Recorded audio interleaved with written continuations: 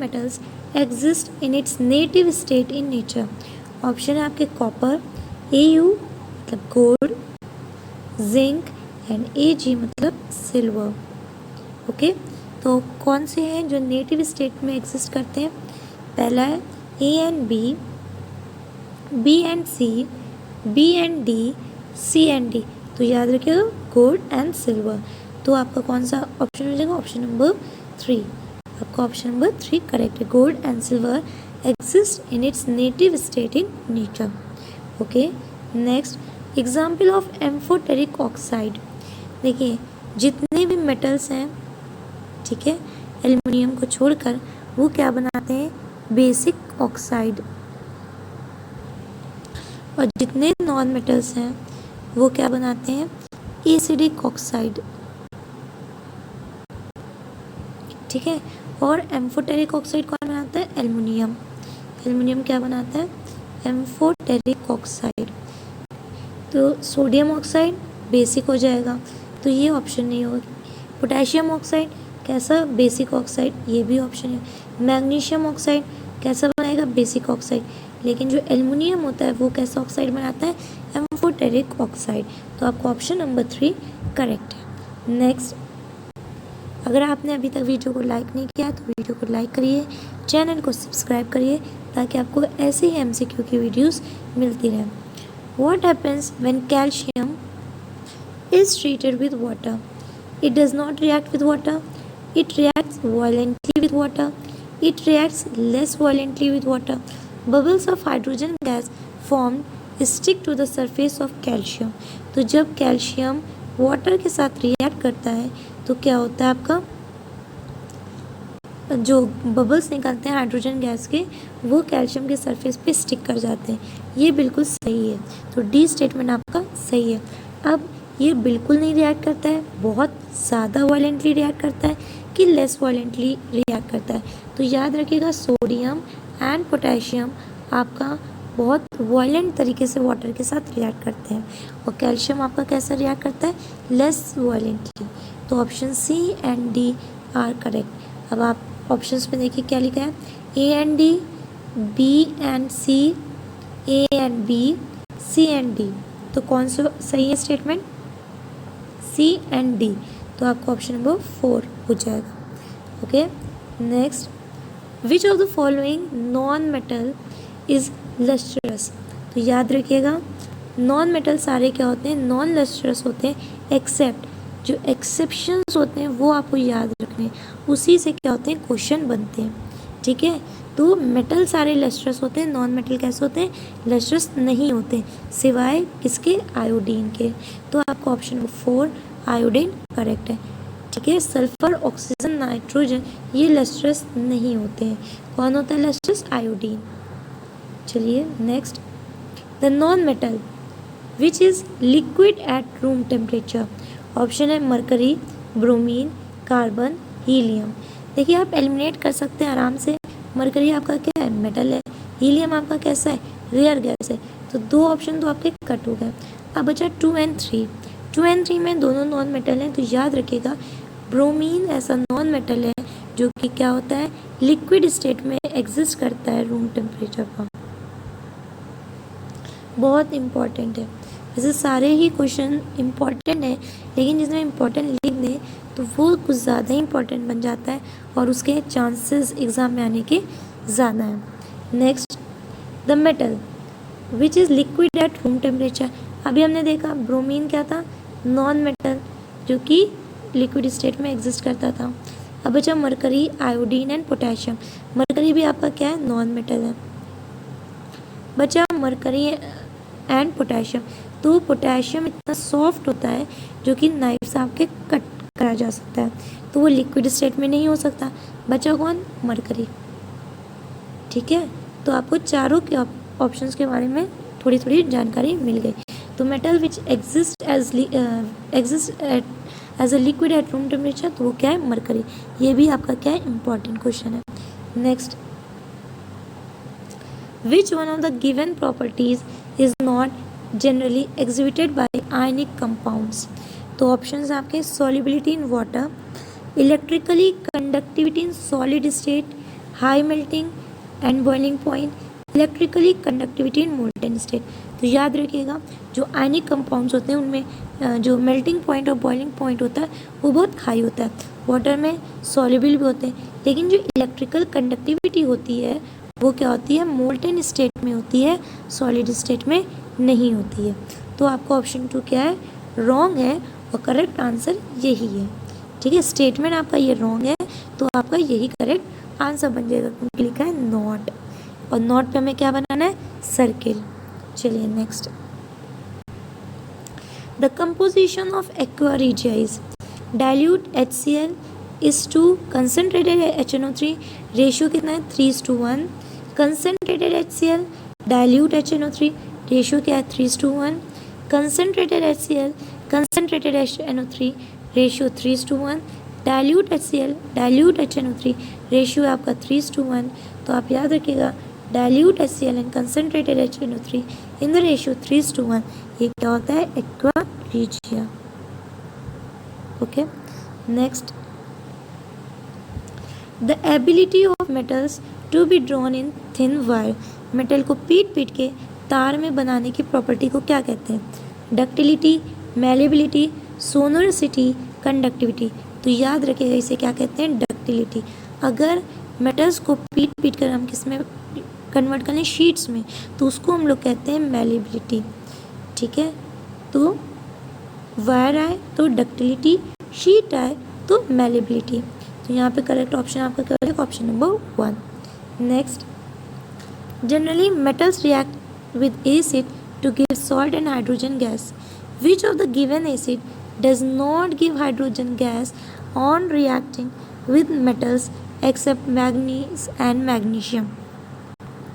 Important question है कि HCl और HNO3 अगर मेटल के साथ रिएक्ट करते हैं तो क्या बनाते हैं, सॉल्ट बनाते हैं और हाइड्रोजन गैस देते हैं। लेकिन ऐसा कौन सा एसिड है इन तीनों में से जिसके साथ मेटल को रिएक्ट किया जाए तो हाइड्रोजन गैस नहीं लिबरेट होगी, ठीक है, सिवाय मैंगनीज और मैग्नीशियम के। तो याद रखिएगा वो कौन सा एसिड है, HNO3। और कंडीशन क्या होनी चाहिए कि HNO3 कैसा होना चाहिए, वेरी डाइल्यूट होना चाहिए, मतलब उसमें एसिड का अमाउंट कम होना चाहिए और पानी का अमाउंट क्या होना चाहिए, ज़्यादा होना चाहिए। ठीक है, अगर आप दूसरा क्वेश्चन ऐसे बनाया जा सकता है कि HNO3 को किसके साथ रिएक्ट करेंगे कि हाइड्रोजन गैस लिबरेट हो, तो वो कौन से हो जाएंगे, मैंगनीज एंड मैग्नीशियम। ठीक है, चलिए next, the atomic number of an element X is 12। कोई एलिमेंट X है, उसका एटॉमिक नंबर कितना है, 12 है।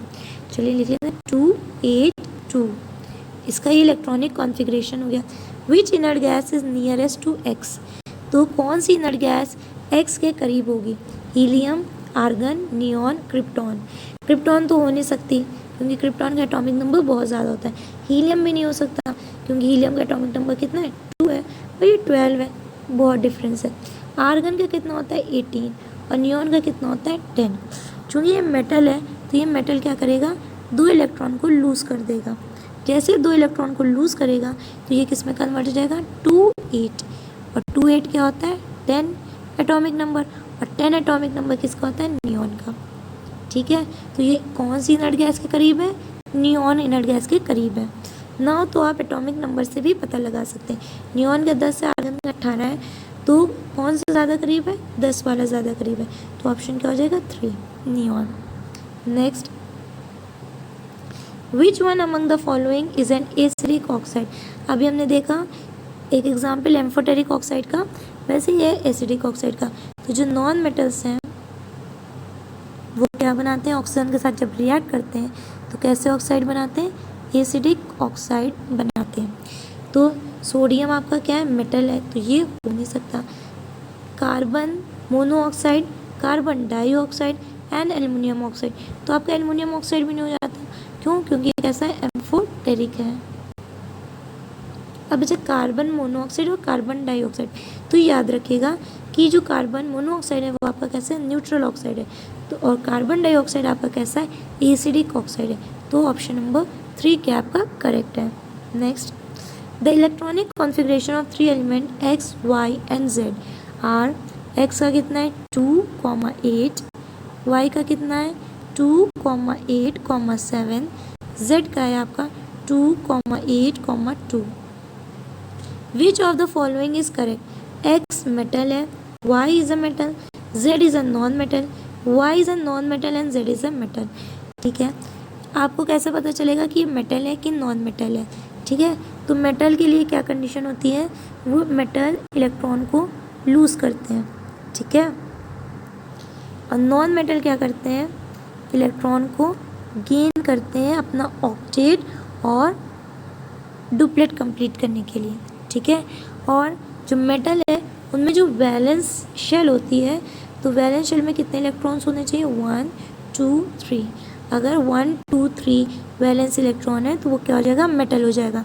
लेकिन अगर 3 से ज़्यादा है, 4 5 6 7, तो वो क्या हो जाएगा? नॉन मेटल हो जाएगा। ठीक है, तो हम चेक करते हैं। तो पहला आपका क्या है? x 2,8, तो ये क्या हो गया? आपका इनर्ट है। ठीक है, मतलब इसका ऑक्टेट ऑलरेडी कंप्लीट है। चलिए y 287, तो इसको क्या चाहिए? एक इलेक्ट्रॉन चाहिए ऑक्टेट पूरा करने के लिए, और ये 7 नंबर है, मतलब 1 2 3 से नहीं है, 4 5 6 7, मतलब नॉन मेटल वाला है। तो y आपका क्या हो गया? Non metal. z 282, तो 282 क्या हो जाएगा? 2 है, और 2 वैलेंस इलेक्ट्रॉन अगर है तो वो किस कैटेगरी में आ जाएगा? आपका मेटल। तो ऑप्शन तो z क्या हो गया? आपका मेटल हो गया। ठीक है, और y आपका क्या हो गया? नॉन मेटल हो गया। तो y is a non metal and z is a metal. तो आपका ऑप्शन नंबर 4 करेक्ट है। तो आंसर 4। ओके, चलिए नेक्स्ट। विच ऑफ द चार following are not ionic compound? Which of the following, ठीक है, which of the following are not ionic compound? पहला option आपका KCl, HCl, CCl4, NaCl। देखिए ionic compounds कौन फॉर्म करते हैं? तो उसके होते हैं एक मेटल हो और दूसरा क्या होना चाहिए? नॉन मेटल हो। अगर एक मेटल है और दूसरा नॉन मेटल है तो वो कैसे कंपाउंड्स बनाएंगे? Ionic compounds. ठीक है, KCl, तो K और Cl अलग कर लीजिए। क्या आपका मेटल है, क्लोरीन क्या है? नॉन मेटल है, तो ये बनाएगा। दूसरा है HCl, ठीक है, हाइड्रोजन भी आपका नॉन मेटल है और क्लोरीन भी आपका नॉन मेटल है। ठीक है, CCl4, CCl4 कार्बन आपका नॉन मेटल, क्लोरीन भी आपका क्या है? नॉन मेटल है, तो ये कैसे बनाएंगे? Covalent compound. NaCl, तो आपका Na क्या है? मेटल है, Cl क्या आपका? नॉन मेटल है, तो ये कैसा बनाएगा? आपका आयनिक कंपाउंड बनाएगा। अब हम ऑप्शन जल्दी से चेक कर लेते हैं। क्या है option? First and second, second and third, third and fourth, first and third.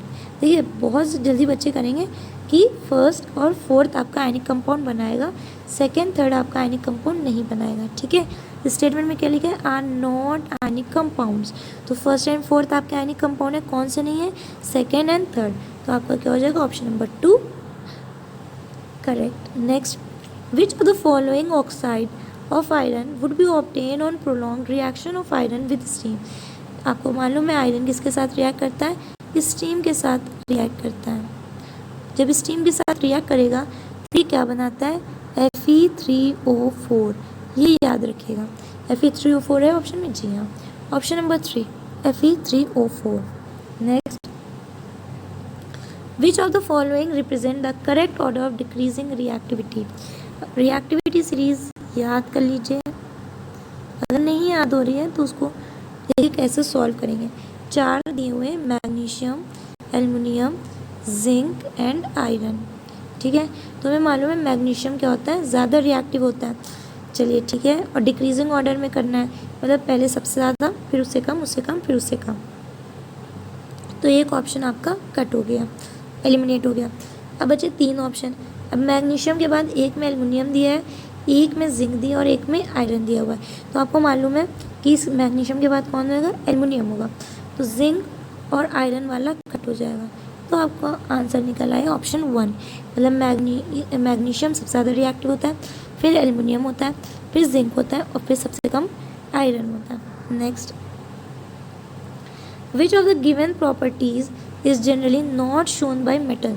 Not बड़े खतरनाक होते हैं, आधे बच्चे गलत कराते हैं, तो ये याद रखिएगा। नॉट आए सर्किल बना लीजिए, इनकरेक्ट आए सर्किल बना लीजिए, करेक्ट आए सर्किल बना लीजिए, तो आपको दिमाग में रहेगा कि हमको मतलब नॉट है तो कौन सा ऑप्शन टिक करना है। ठीक है, तो कौन सी प्रॉपर्टी नहीं करता है? Electrical conduction, sonorous in nature, dullness, ductility. Ductility malleability करता है, कंडक्शन भी करता है, सोनोरस भी करता है। सोनर मतलब जैसे आपके कोई बेल है तो आप जो है उसमें जैसे भी हिलाएंगे तो आपको आवाज़ सुनाई देगी, ऐसी प्रॉपर्टी को हम लोग कहते हैं सोनोरस इन नेचर। डलनेस नहीं, कैसे होते हैं? शाइनिंग। ठीक है, तो ऑप्शन 3 आपका क्या हो जाएगा? करेक्ट हो जाएगा। Next, Al2O3 when react with NaOH। ठीक है, ये आपको रिएक्शन कंप्लीट करनी है और बताना है कि इस ब्लैंक में क्या आएगा। Aluminium hydroxide, sodium oxide, sodium aluminate और AlNaO2। तो याद रखिएगा H2O तो बन गया। अब यहाँ पे लड़ाई है Na और Al के बारे में। ठीक है, अब यहाँ पे 2 मेटल है, कौन सा मेटल आएगा? तो आधे बच्चे या तो एल्युमिनियम टिक करेंगे या तो सोडियम टिक करेंगे, कहेंगे 2 मेटल एक साथ नहीं आते, लेकिन नहीं आते। जो मेटल ज़्यादा रिएक्टिव होता है वो क्या हो जाता है? प्लस कैटायन बनाता है, और जो लेस रिएक्टिव होता है वो ऑक्सीजन के साथ मिलकर क्या बनाता है? एनायन के नाम। इसे हम लोग कहते हैं एल्यूमिनेट। ठीक है, तो ये क्या है? Sodium, sodium aluminate. ठीक है, जब ये मिल जाएंगे 1 1 तो क्या बना लेंगे? NaAlO2। तो option 3 is correct. Next, aluminium is used for making cooking utensils. Which of the following properties of aluminium are responsible for the same? Good thermal conductivity, good electrical conductivity, ductility, high melting point. देखिए ductility की तो यहाँ पे कोई बात ही नहीं हो रही है, सीधे सीधे। डक्टिलिटी क्या होती है? जब मेटल को हम बीट करते हैं, वायर के फॉर्म में कन्वर्ट करते हैं। यहाँ पे क्या है? यूटेंसिल से रिलेटेड है, तो डक्टिलिटी नहीं होगी। इलेक्ट्रिकल कंडक्टिविटी भी नहीं होगी, कोई सर्किट वर्किट है नहीं, कोई स्विच विच की बात नहीं करी गई है, तो ये 2 ऑप्शन आपके कट गया। थर्मल कंडक्टिविटी, हीट, यस, क्योंकि कुकिंग के लिए यूज़ हो रहा है, तो ये आपका हो सकता है। And high melting point, melting point high है इसलिए यूज़ किया जाता है। तो आपको ऑप्शन देखिए, first and second, first and third, second and third, first and fourth. तो कौन सा सही है? First and fourth, first and fourth. तो ऑप्शन 4 आपका करेक्ट है। एक एक ऑप्शन को आप एलिमिनेट करते जाइए, इजी पड़ता है आपको। आंसर अगर कुछ डाउट भी है तो आपका निकल आएगा। Which among the following is the most abundant metal found in earth's crust? Magnesium, aluminium, oxygen, iron. आधे बच्चे ऑक्सीजन टिक लगा लेंगे, गलत हो जाएगा। ऑक्सीजन क्या होता है? Non metal. यहाँ क्या पूछा गया है? मेटल। तो याद रखिएगा मोस्ट एबंडेंट मेटल कौन सा है? Aluminium, option 2। Next, the poorest conductor of heat among metal is lead, mercury, calcium, sodium. तो कौन होगा? Lead, option 1। An element reacts with oxygen to give a compound with high melting point. This compound is also soluble in water. The element is likely to be calcium, carbon, silicon, iron. Chapter कौन सा है? Metal and non metal. ठीक है, तो silicon और carbon नहीं होंगे। ठीक है, क्योंकि यहाँ पे क्या हो रहा है? ऑल्सो सॉल्युबल इन वाटर है और हाई मेल्टिंग पॉइंट है, तो यहाँ पे जाहिर सी बात है कि मेटल की बात हो रही है। अब अच्छा कैल्शियम और आयरन, तो याद रखिएगा आंसर क्या होगा? कैल्शियम। कैल्शियम का क्या होता है? High melting point and is also soluble in water. चलिए next, which of the following pairs will give displacement reaction? बहुत इंपॉर्टेंट है। डिस्प्लेसमेंट रिएक्शन क्या होती है? कोई ए और बी है, ठीक है, सी के साथ रिएक्ट कर रहा है, तो बी को हटाकर अब उसकी जगह पे प्लेस आ जाए, या ए को हटाकर उसकी जगह पर आ जाए। ठीक है, तो वो क्या करेगा? ए को हटा देगा और बी के साथ खुद रिएक्ट हो जाएगा और ए अकेला निकल जाएगा। ठीक है, अब क्या है options? NaCl solution in copper metal, और जो ए है वो क्या होना चाहिए, लेस रिएक्टिव होना चाहिए, और जो सी है वो मोर रिएक्टिव। मोरी वाला तो लेस को निकाल पाएगा, ठीक है। तो यहाँ पे क्या है, सोडियम और कॉपर। तो सोडियम क्या होता है, मोर रिएक्टिव होता है इन कंपैरिजन टू कॉपर, तो कॉपर नहीं निकाल पाएगा, तो cut. MgCl2 solution and aluminium metal. अभी हमने रिएक्टिविटी ऑर्डर में देखा कि मैग्नीशियम तगड़ा होता है, ज़्यादा रिएक्टिव होता है एल्युमिनियम के कंपैरिजन, तो एल्युमिनियम मैग्नीशियम को नहीं निकाल पाएगा, cut. Next FeSO4 solution and silver metal. तो आयरन क्या होता है, मोर रिएक्टिव होता है सिल्वर मेटल से, तो सिल्वर मेटल आयरन को नहीं निकाल पाएगा, cut. AgNO3 solution and copper metal. Yes, copper is more reactive than Ag silver, तो वो सिल्वर को हटाकर कॉपर सिल्वर की जगह ले लेगा और खुद रिएक्ट हो जाएगा नाइट्रिक एसिड के साथ और बना लेगा कंपाउंड कॉपर नाइट्रेट, और सिल्वर अकेला रह जाएगा, ठीक है। तो ऑप्शन 4 आपका करेक्ट है। अगर आपको वीडियो पसंद आई हो तो लाइक करिए, चैनल को सब्सक्राइब